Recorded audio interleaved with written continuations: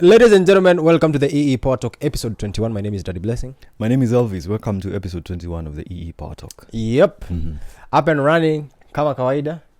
And today we want to talk about something called entrepreneurship. Ama upigaji biashara. Upigaji biashara. Yeah, it's something that people like throwing around. It's a word that people like throwing around. I'm an entrepreneur. I'm a business person. I'm a business person. And there is a very huge distinction between being an entrepreneur and being a business person. In fact, it's very hard to be an entrepreneur. Yeah. But you can call yourself an entrepreneur. Yeah. Being an entrepreneur involves, by definition actually, it's a process. That's why it is hard. It's not a thing you find yourself, okay, nipande matatu kutoka Juja, nifike mahali panaitagwa entrepreneur. Hiyo si stage. It's a process. It's a process. It's a process of identifying a gap in the market and turning it into a business opportunity. True. And now that one involves taking risks and also a lot of market research and all that. In the contrary, being a business person really, most of the time involves you being risk averse, in the sense that you don't take much risk. Well, utakangi risk sana. As long as the business is running properly, you want to be sure that uko na mshahara ya kulipa wafanyikazi for the next 12 months. Wewe uko sawa. But an entrepreneur, like let's take an example of Elon Musk. That guy doesn't care. He doesn't care whether Tesla goes bankrupt tomorrow. All he knows is that the project that he has for a rocket, he will invest all that he has. Bro, this guy alitumia chopsticks. This thing to hold an in mid-air. So when people say they want to be entrepreneurs, when you're entrepreneur, lakini unalianga heartbreak each and every day. Kuna mtu anatengeneza chopsticks, zinashika rocket ikiwa kwa hewa mid-air. Na wewe unalia juu karo alikuwa. So now being an entrepreneur really, it's a lot of you building yourself and really working on that dream that only you understand. Being a business person, on the other hand, it's really about observing the operation side of things, not really holding the dream.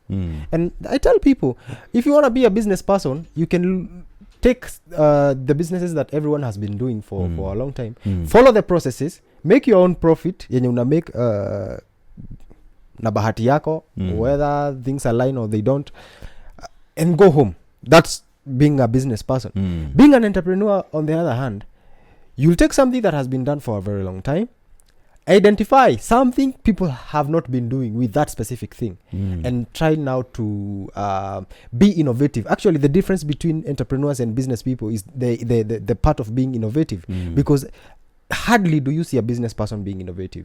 True. They follow the book. They follow old processes that have been there. But an entrepreneur will come even with their own formulas. Entrepreneurs are the people you hear, not even necessarily being all that innovative or going out to create world-class innovations. But it's a person who will incorporate his own taste in something that has been done already. Very true, by the way. Yeah. And actually, I remember in high school, we had a class. Yes. We had a subject, ilikuwa to our business. And I used to remember, kuna mtihani, there's a question we always used to be asked. Yes. Characteristics of an entrepreneur. Yeah. Is a risk taker. Creative and innovative. Yes. We also have someone who has some financial acumen. A lot of people are business people because you're able to sell something so well. Yes.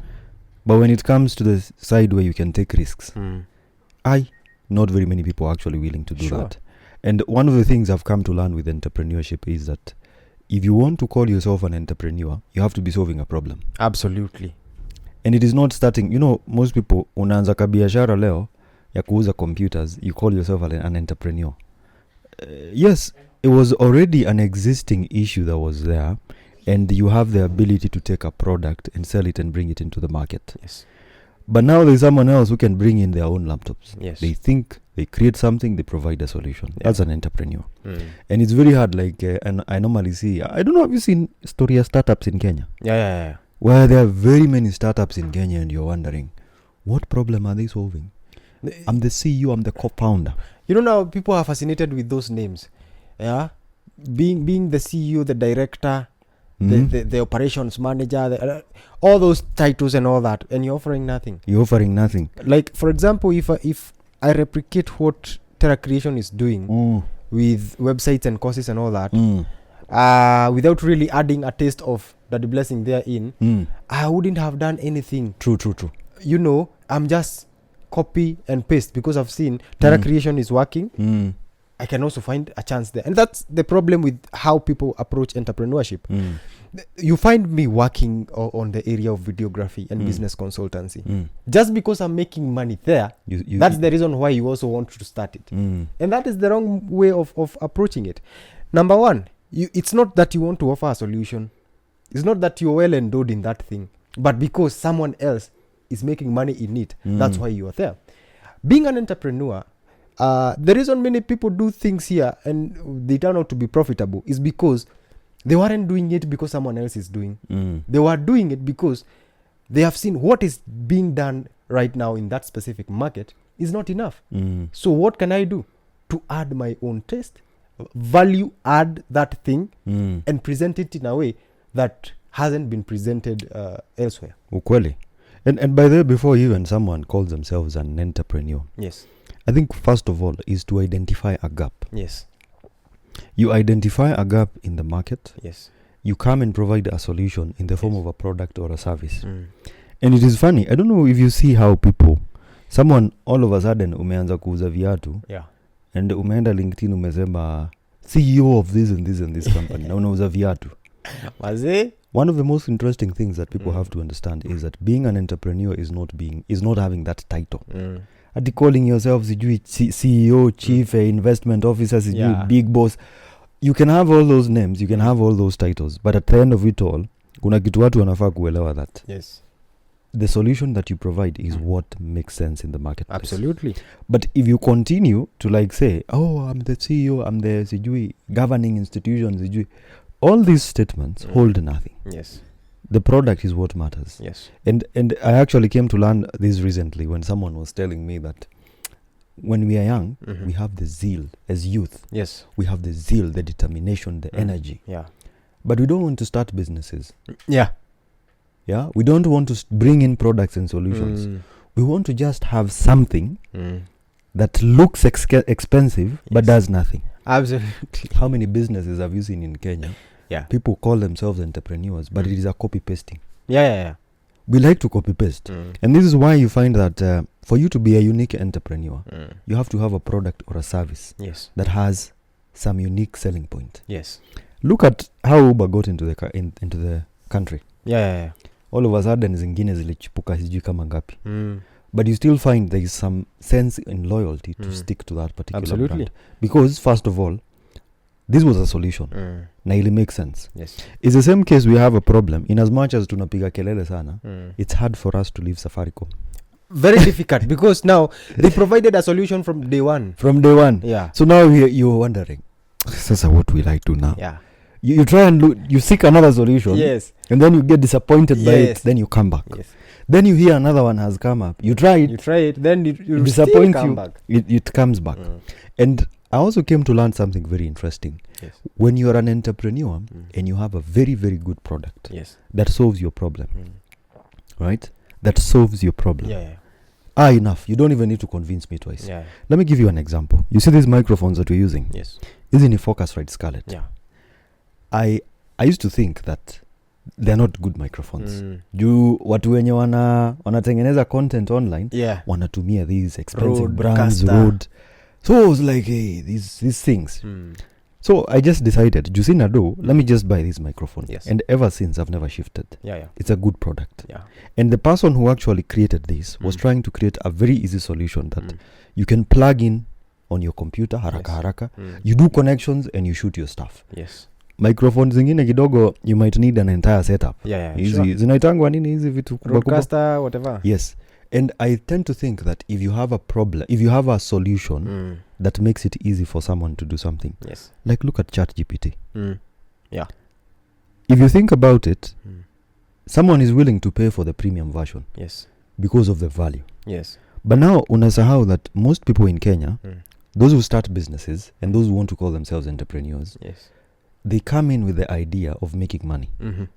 They don't come with the idea of offering a solution that has value Yes. to their prospective clients and customers. Yes. Azo unakuta after a few days imekufa. Biashara imekufa. Yeah. Because the idea was to make money. It was not to provide a solution. And the funny thing I see, even when it comes to startups, especially tech startups, a young person out there has a dream of, I start a tech startup creating magical websites.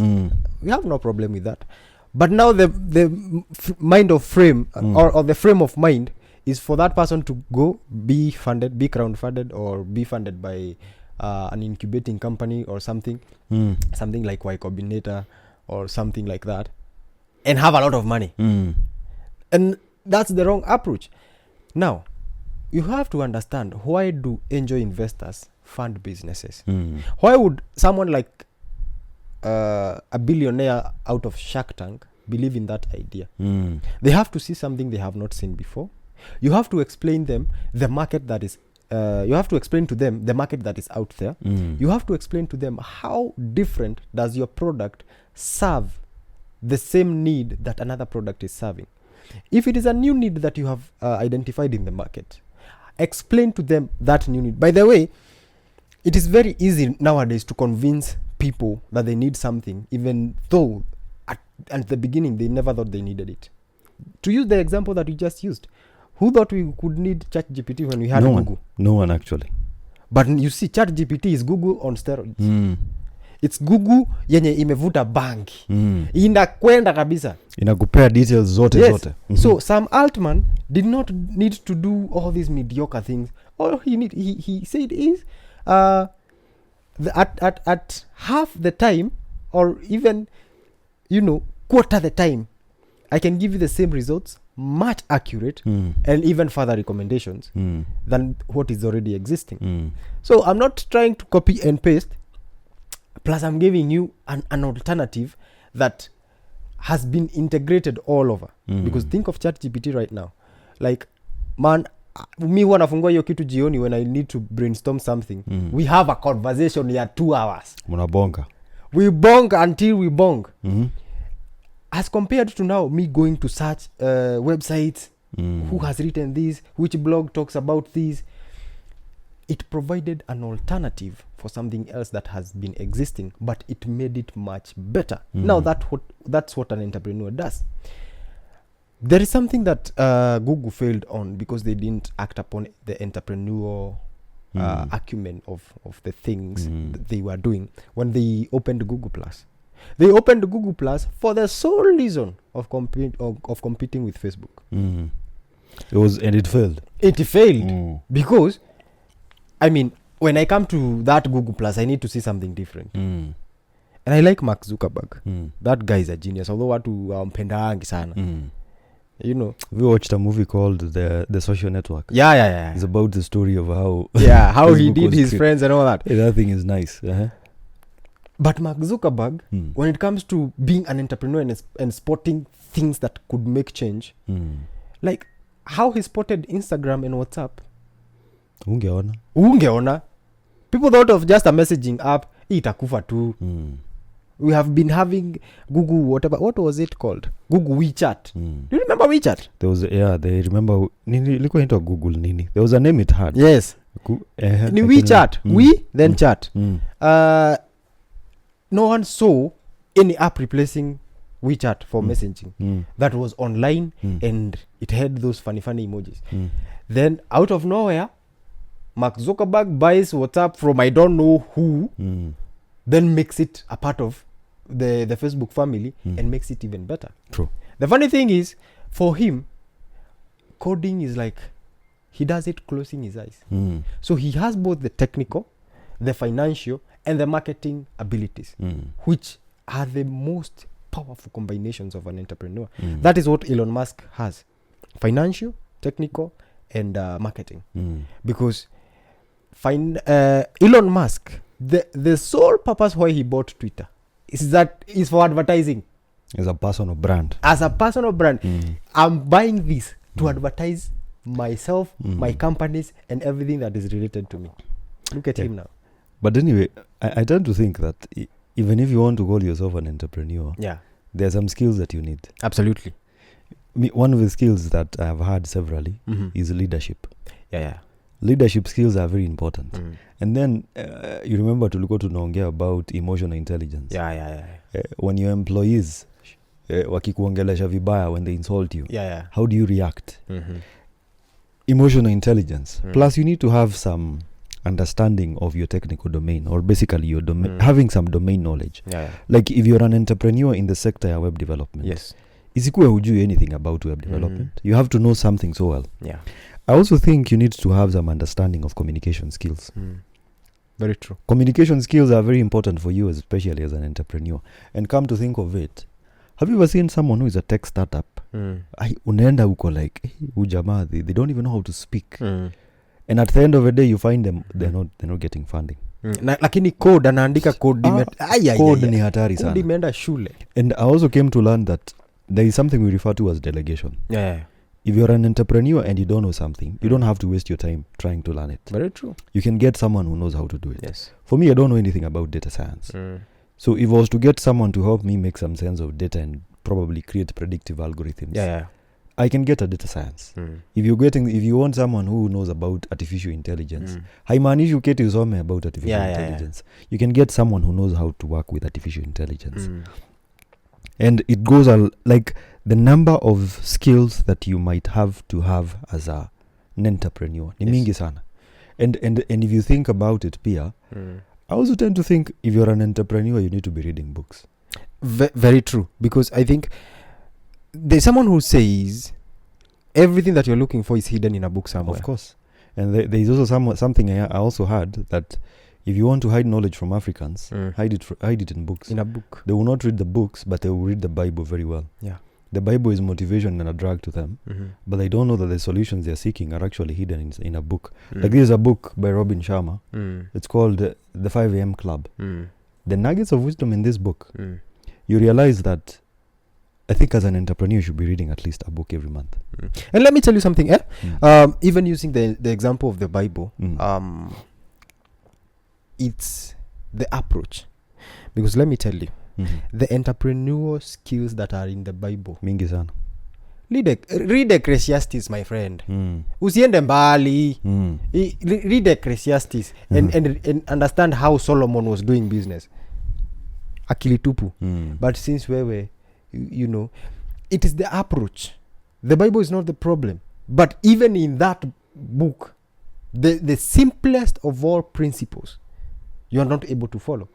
For us as Africans, just like you've said, even hide it in that Bible, they won't find it because of the approach. The approach is wrong. Most of the time, I read book not looking for solutions, but for something to spark in my head. You know, because if you go looking for solutions per se, you'll do a very huge copy and paste, of course, shenanigans. So now, an entrepreneur, you must be able to make people work for you and with you. Now, number one, how to make people work for you? Are you an agreeable person? Because most people know how to send people. Fanya, tender, sijui. In these things that you are assigning people to do, at least know something about everything in your organization. So that when you are creating a system as an entrepreneur, you will know exactly what you need. And that is why, as you enlarge your company, hiring a very good HR manager is very crucial to your business. Because they are the people who hire talent. Talent in the sense that they are the people who are, those people are the ones that are going to work on the dream that you already have as an entrepreneur. Having a good HR manager who will assemble a team that will work with you and for you, you also need to hire a HR manager who will you are able to make them work for you and with you. Now, if you have hired a HR manager na kuingia kwa ofisi anasemanga sasa nyinyi boss tena ameingia, pressure inatoka juu, lazima pressure iteremke. nitawaletea pressure venye mjaiona. But what if you being the head of the organization or the entrepreneur, you are soft from up there and streamlined your way of communicating to your HR manager or to whoever manages your team, then up to there they can be able to subdivide that information into different sectors and according to how you have planned your talent base ama your workforce. Making people work with you, you need to make your team believe that you are in the same team. True. And that is something that people go wrong. Unaona boss ashajieka yeye ni boss. Like nyinyi ni wafanyikazi, mimi ni boss. But look at billionaires. Look at Elon Musk. My friend, that guy will sleep on the couch. Yeah? Overseeing engineers handle a difficult issue. And if he has something that he can offer as an idea, he will chip in and give it out. Why? They are playing on the same team. Yeah? Look at a guy like I like this guy called Mark Cuban. He's been on Shark Tank for a very long time. You know, I've been seeing him. Mark Cuban. When you hear about, he was the first guy to do online live streaming. And he sold that company for $6 billion in the year 2002. You can imagine $6 billion in the year 2002. So okay. That's why he's still among the biggest billionaires in the United States, owning one of the biggest basketball teams, the Mavericks.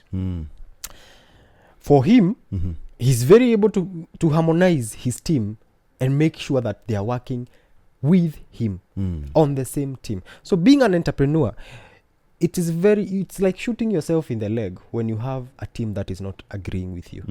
So you have to have those skills of making your team work with you and for you. Very, very important skills. Yeah. But at the end of the day, I think entrepreneurship, I like, there's a guy I normally follow a lot on TikTok and Instagram and YouTube. Yes. Vusi Tebokwa. Yeah. I listen to some of the tips he gives, especially when it comes to entrepreneurship. Yes. And anyway, entrepreneurship is not like as easy as people has been putting it for a long time. Like there's a movie I recently watched. Yes. It's called The Banker. The Banker is a movie that was shot in the 90s. It's a real story of this guy. His name was, am I forgetting his name? But he was among the first black people to own a bank. And this was through a proxy. By then, in the 1960s, 1940s, black men or black people could not own like banks. You could not work as a... the guy had like 177 buildings. But if you watch, I'd like you to watch that movie. It's called The Banker. Yeah.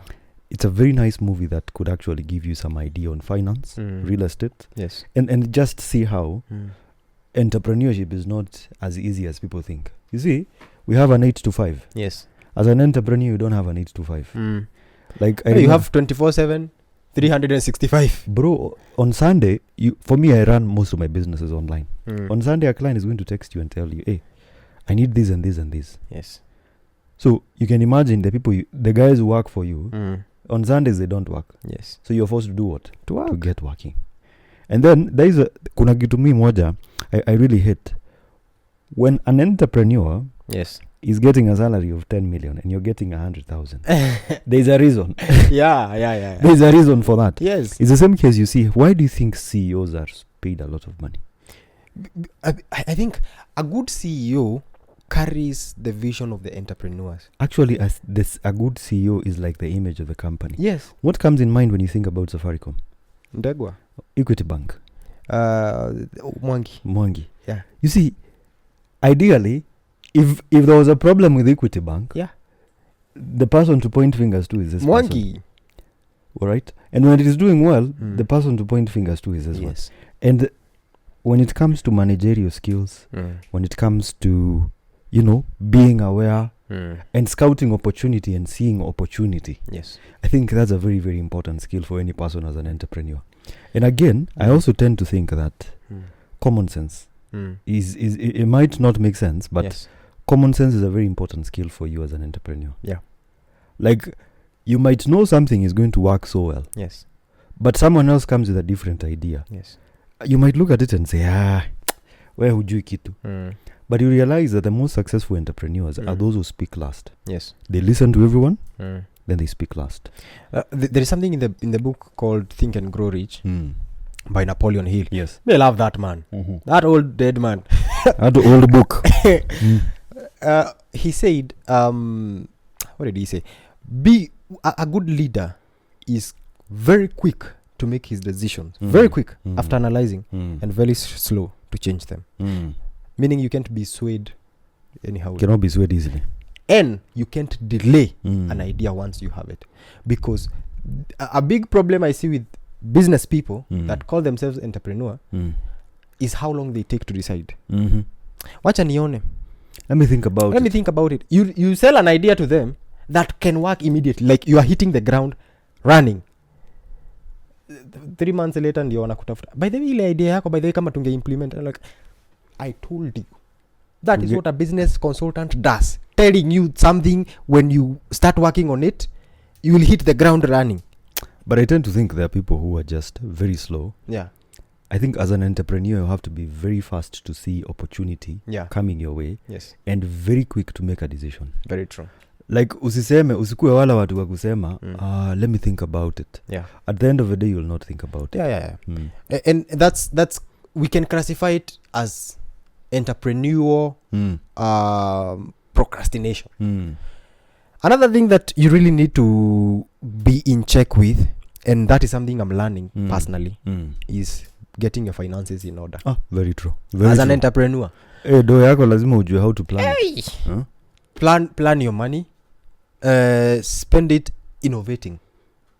There's this Egyptian guy at December that most of you guys who have startups, the moment you start making money with that small company of yours, you milk it dry. You start thinking of buying a Lamborghini. Yes. So the goal was not to create a good company. The goal was to get rich. Yeah. That's what I said to begin with. Most startups, they want to, have a company, give it a name, create a logo, be funded, have a good life. Story ishi hapo. But you have a person who is planning of relocating people to Mars if kikinuka earth. Mutawai patana na huyo mtu wapi? Not really. You can't.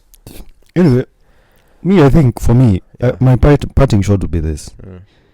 When you see opportunity, take it. Yeah. If you're an entrepreneur, yes. When you scout opportunity, take it. Stop taking a lot of time to think about sijui. It is not going to work. It is better you try and it fails. Yes. Than to try and stay in the same thinking, yes. And it doesn't work. Yes. And I also tend to think that if you're an entrepreneur, a quality product or a quality service is what people are looking for. Yeah. You might have the worst product and you have the best marketing. Yes, people might buy. Yes. But you can imagine if you have something that is actually going to solve people's problems. Yes. A good product. Yeah. Or something that people will look at and say, this is good. Well, the customers are actually going to start coming and streaming in. Yeah. And I think it's providing value to people. When you give value to people, it makes sense to them. Like, hey, kitu inaniokolea. And that is why you'll find them coming back each and every time. Absolutely. Like, I don't know why every time nataka kwenda tu kwa Samsung, I have no fascination with the iPhone. Yeah. Same case. There's a bit of a difference when it comes to product. Yeah. And it's good. You can actually use it and find, there's value in it. Yes. Yeah. Scout opportunity. Provide value to your prospective clients or customers. As an entrepreneur, don't do just normal businesses and call yourself an entrepreneur. Be willing to go that extra mile. Be willing to work on you as a person to an extent that people can buy you because of who you are. Yeah, true. To an extent that they can buy anything you're selling just because it is you. So first of all, as an entrepreneur, you also have to focus on personal brand, which is very important. I use the best case scenario that we have in our lifetime, which is Elon Musk. That guy has worked on his personal brand. If Elon Musk akiamua leo atauza kijiko iko na AI, people will buy because it is Elon Musk who is selling. Reason why? He has provided solutions in the past that have proven to be viable and have proven to be timely and relevant to the market. He has the biggest electric cars company in the whole world. He didn't start the frontier of the electric cars, but he made it better. He came, revolutionized it. He added more technology to it. He added more artificial intelligence to it, and that is why he's the best. Number 2, get your finances in order, like we have said, and also don't be afraid to take risk. If you don't take risk, you'll be just another business person, and you'll make your profit, settle for the bare minimum that the market will offer you, and go home. And if that is you, we have nothing against you. You have nothing against you. Yeah, but if you're calling yourself an entrepreneur, be willing to go that extra mile to change what the market wants. You can actually change the narrative of what the market wants, because most of the time, entrepreneurs are not led by what the market wants. Most of the time, entrepreneurs provide something to the market and makes the market now want that thing that we have presented. Who could have said that we need robots in 2024? Look at what Elon Musk did the other day. Leona akona chef. Akona chef. Now Robot in the chef. next 5 years, 2030, Mi asiogopi kuzeeka. I just need to buy that robot. yeah, Niwe naiambia hebu nipeleke hospitali. thank you. Now you need it. Did you think you needed it? Not really. Did the market ask for it? Actually, the quality of life might actually increase. Thank you. You are changing life expectancy. Watu wenye hawapendi kazi mingi, and you know, that is something you've introduced to the market and made the market want it. So be outgoing, make the market want you, your service, and the solutions that you're offering. True. Now that's the EE Powertalk episode 21. 21. My name is Daddy Blessing. See you in the next one. My name is Elvis. See you in the next one. Very nice.